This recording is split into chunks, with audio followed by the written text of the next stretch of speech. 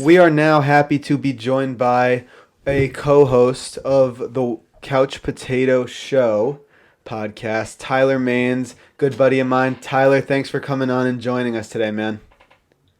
Yeah, no problem. Happy to be here. Thanks for having me. Of course. Yeah, so we're pumped to have you on. Talk a little college Let's football. go. Playoffs coming up, big Playoffs time. coming up. The college football playoff rankings just came out. So we got a couple Oh questions yeah. for you. We do. Just for some background for the listeners, Tyler is a student at University of Alabama, so he's repping Tide. So Oh we yeah. got a little Well done, Ty. personal connection there. All right, so we're gonna get into it. Um, we have our first question, Tyler, that we want to start discussing is Notre Dame legit, and do you think they deserve to get the 4 seed? Yeah. Yeah. It's hard. It's been hard to really identify how good Notre Dame has been. They've had some struggle games against some fairly good ACC opponents like North Carolina, Virginia. Um, the first game that they played against Clemson, where they won, I think it was more of a game where Clemson just didn't show up. Their defense didn't play well. They didn't have Trevor Lawrence. So it was hard to tell who Notre Dame really was after that game. Um, I think we really saw who Notre Dame was as a football team after this past week's game against Clemson, the second game, just because they were at full strength and they were playing a Clemson team that was at full strength, and like everybody saw, Clemson whooped their ass. So um, I don't know about Clemson really being in that upper echelon of teams like the Alabamas and the Clemsons, but they have deserved the 4 seed, I guess. So just building on that, from what you were saying, I definitely agree with what you're saying, and I think obviously their best win of the season was Clemson earlier in the season for Notre Dame. Obviously that's their best win of the season. Everyone was saying, so a lot of people were saying before this second game where Clemson crushed Notre Dame was like, oh well, how can you say that it was because Trevor was missing? DJ Ugalele, I think is how you pronounce his last name. I'm not sure if that's how Yeah, you. something like that. Yeah, something like that. He threw a great game. He did throw a great game, but I think he threw a great game. But I think like the just having Trevor Lawrence on the field just pumps everybody up. That brings up the whole team. Like the defense played terrible that game, and then the defense was lights out against Notre Dame. So I feel like you could just the energy when Trevor Lawrence is out there with the boys is just completely different. Yeah, absolutely. I mean, I think it's no secret around college football and the football world in general that Trevor Lawrence is a once in a lifetime talent. I mean, Deshaun Watson is doing things in the NFL that very few quarterbacks can do, and he was great in college, but he's no Trevor Lawrence. Like Right, I Deshaun agree. Watson lost a few games in college. Trevor Lawrence is just unreal. I think he's lost only one game as a starter in his college career. Um, so yeah, the factor of having Trevor Lawrence in the lineup for Clemson is very dangerous for other teams. Gotcha. Yeah, so just building off that, we were talking about the 4 seed. Do you do you think Notre Dame deserved over an undefeated team like let's say Texas A&M or an even sneakier team like Cincinnati? Because those teams have gone a Um, full season without losing, and then you get Notre Dame who comes in with a loss and gets into the Strength of finals. schedule though. Let's remind ourselves of yeah, strength of schedule. It does matter. It Yeah, matters. but a win's a win, and when you lose, when you get a loss, I feel like that should carry more weight than it does to the college football playoff rankings yeah, it's makers. interesting. It's interesting that you mentioned the strength of schedule because Clemson, their only loss uh, was to Clemson, who I'm sorry, Notre Dame's only loss was to Clemson, who at the time was number one ranked. Um, and then you look at Texas A&M, who I think they ended up five in the final rankings, just outside of the top four. Their only loss was to Alabama, who now is the best team in the country.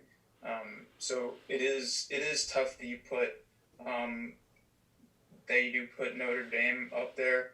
Um, I don't know if I would have put Texas A&M in the 4 seed. I would have loved to see it just because A&M is they've come a long way as a program, and Jimbo Fisher's done a great job down there, and they don't really have a lot of opportunities outside of having Johnny Manziel in the locker room. So, and it's just something different. Like when you get to the college football playoff, you want to see different faces. You want to see the Mississippi States that we had earlier on in the playoffs. These crazy teams like A&M would have been UCF a couple years ago. That would have loved to see them in the playoffs just to see what they would do. I think Notre Dame, for the committee, putting Notre Dame in there was just playing it safe.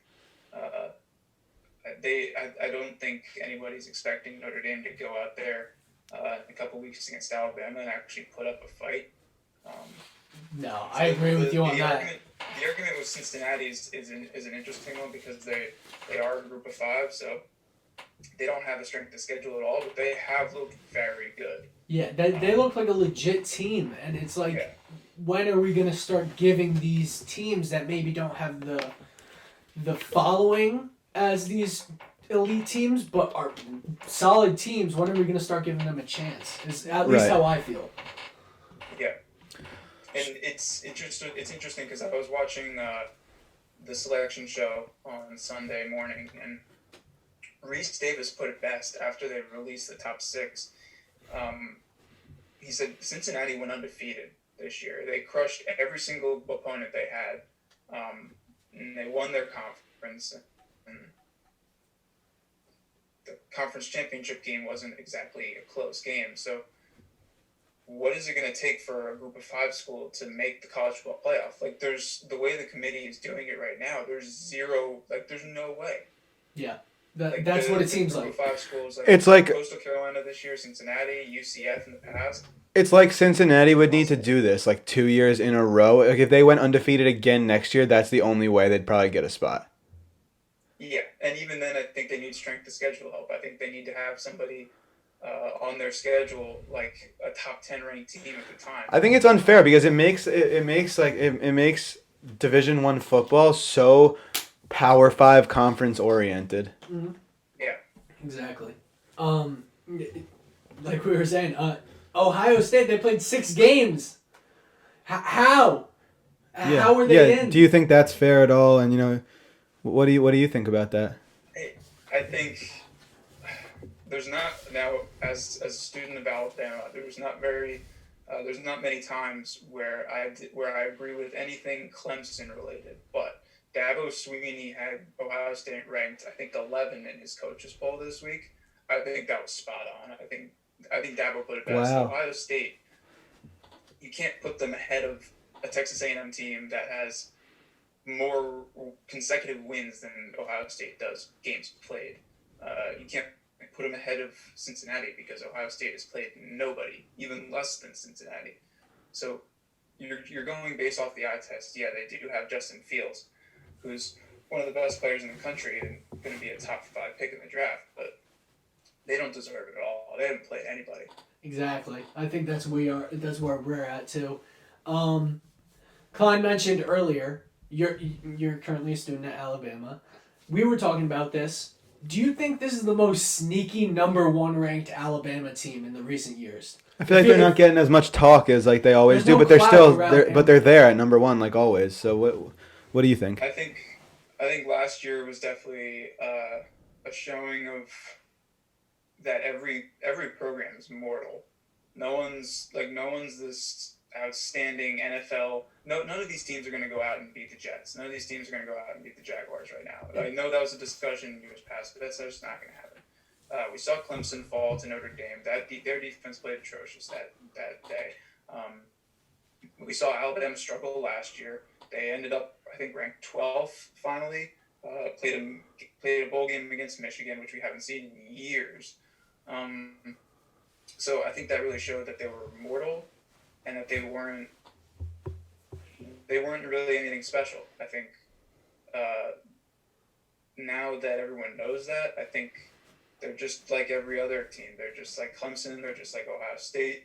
Oregon's having a down year, but they're usually just like Oregon in that upper echelon of programs, that stout top of the class favorites. So that's why I don't think they're getting as much attention But at the same time, you can argue they're getting a lot more than they should, just because they have Mac Jones, Najee Harris, Devontae Smith, who are all up there in the top four, I think, in Heisman odds right now. So. Bama's owning the Heisman odds right now. Oh yeah. Oh yeah, that's gotta feel good. Oh yeah. But they want the natty chip. Oh, they want the chip. Heisman's are nice, but natty chips are what you want as a student. Oh yeah. Heisman's. I'd rather have the natty than Of course. 10 Heisman's. Of course. Obviously, yeah. So let's segue into our last discussion point with Tyler. Your final predictions for the college football playoffs. Does Trevor Lawrence end his Clemson career on top?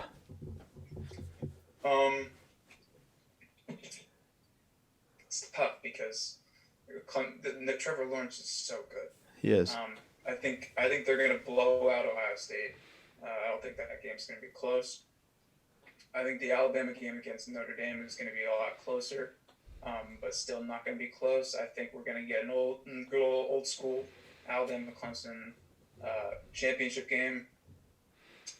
And that's just a toss-up. One of the greatest games that we've ever seen, just because of how good both of these teams are and how good both of these offenses are. I gotta go with a tie though. I don't think that anybody in the country can match it up with this offense right now. Devontae Smith is my Heisman vote if I had one. Mac Jones has shown that he's going to be a first-round quarterback in the NFL. And then Najee Harris is just, he's putting up better numbers than Derrick Henry did. So don't sleep on my boy Jalen Waddle in the NFL either. Jalen Waddle, I like him for the Patriots. Yeah, it does seem like he's injury. I've seen a lot of mocks. Injury issues, but issues, but I like Jalen Waddle a lot. But yeah, so Tyler's got the Tide. No surprise. Go with the Tide as well. Just an uneducated. I got the Tigers. Oh. Got Clemson Tigers coming in as champions this year. But if they can't do it, Tyler, I'm wishing you all the luck, and I love to see my friends, my homeboys, catch some wins. Especially after you're a Giants fan, you're a Yankee fan, Devils fan, you had a good one for the Heat, and then they broke your heart. Great season, but you need something this year. You need something. Yeah, all my teams have come so close and just choked. So right. I could use a champion this year. Yeah, that would work. Absolutely. Yeah, they got to win at least one while you're a student there. You're running out of time, man. That's the goal. I think at least one. Yeah. All right. Thank you, Tyler. Tyler, thank you so much for joining us, man. Tyler Maines, everybody. Thank you. Appreciate it. Tune into the Couch Potato Show every week. Yeah, Couch Potato, Washed Up Sports Pod. We want to get a collab going one of these weeks. We'll try to do something like that. So, absolutely, no doubt. Absolutely. All right, Tyler. Thank you very much. Peace.